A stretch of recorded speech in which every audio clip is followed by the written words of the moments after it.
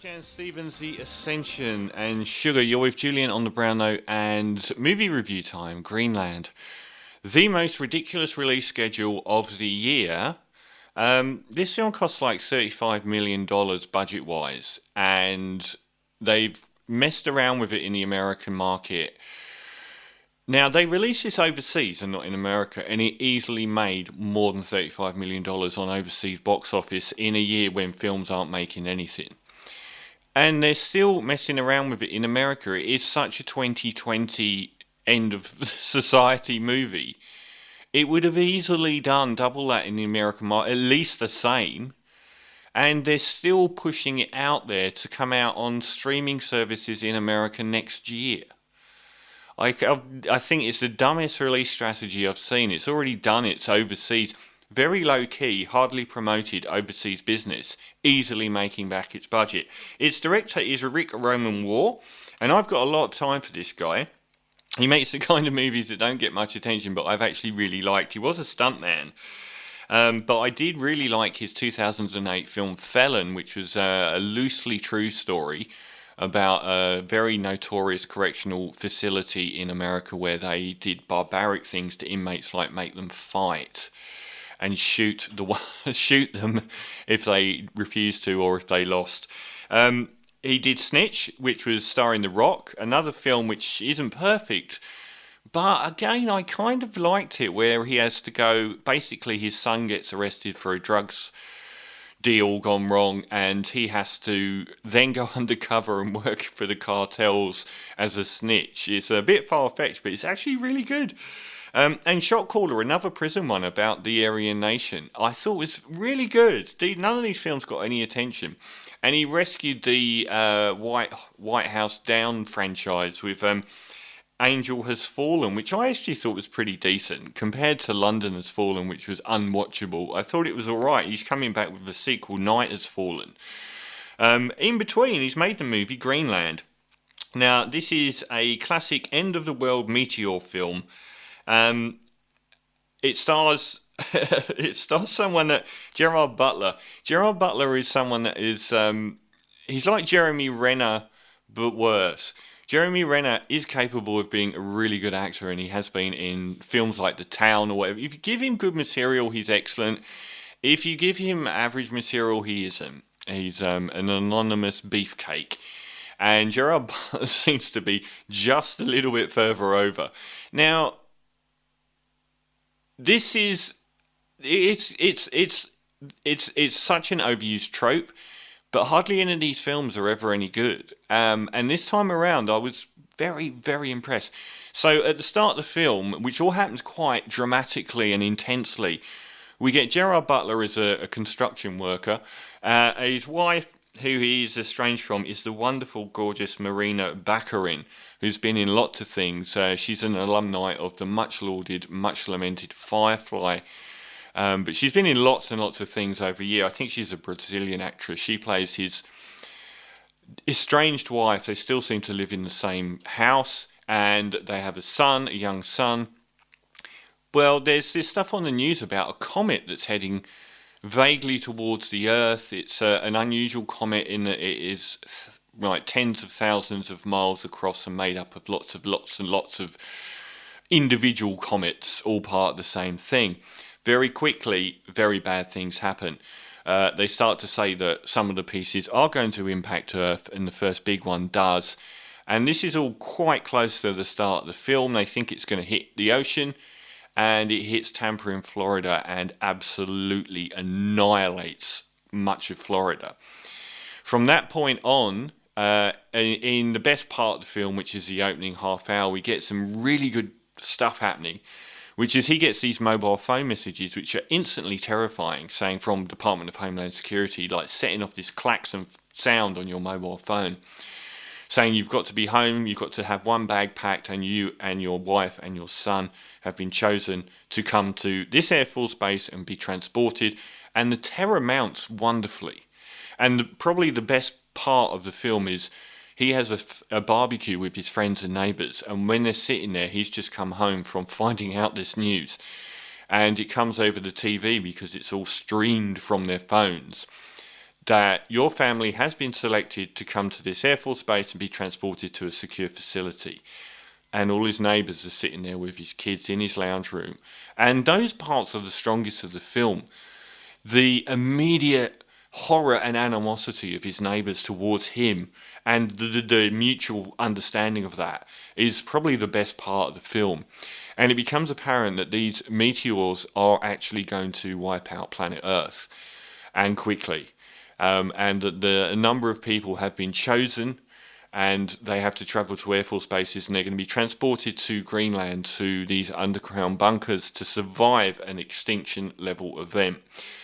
Obviously, hundreds of films have broadly operated in this paradigm, but the one that I will come back to the most would be, I think, a classic film, Deep Impact.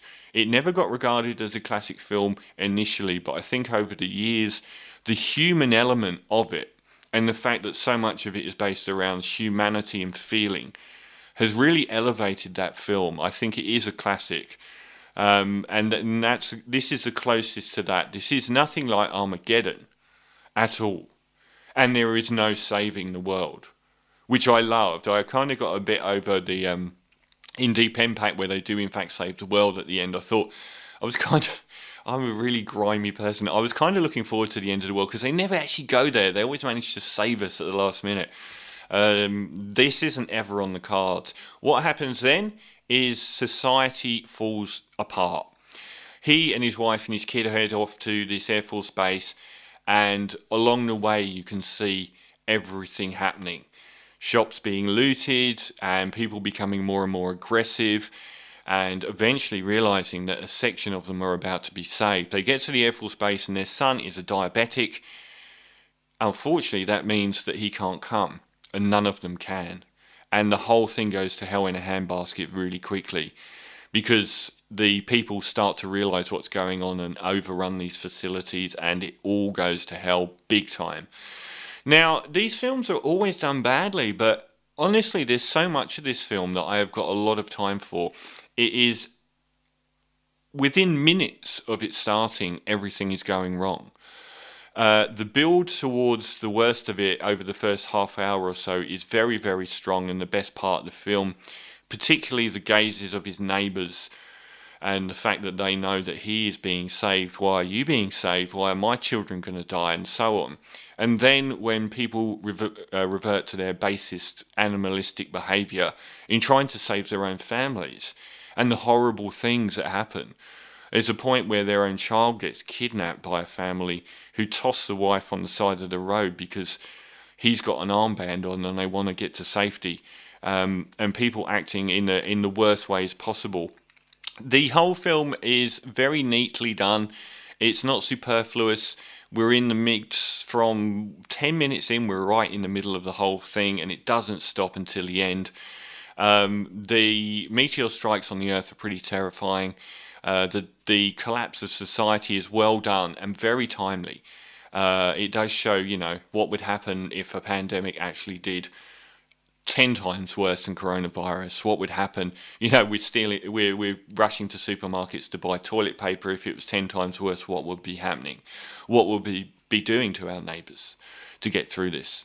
What would we do to survive? Would we kill our neighbours? In this instance, yes. And it is completely understandable the way that people behave. They're not really villains here.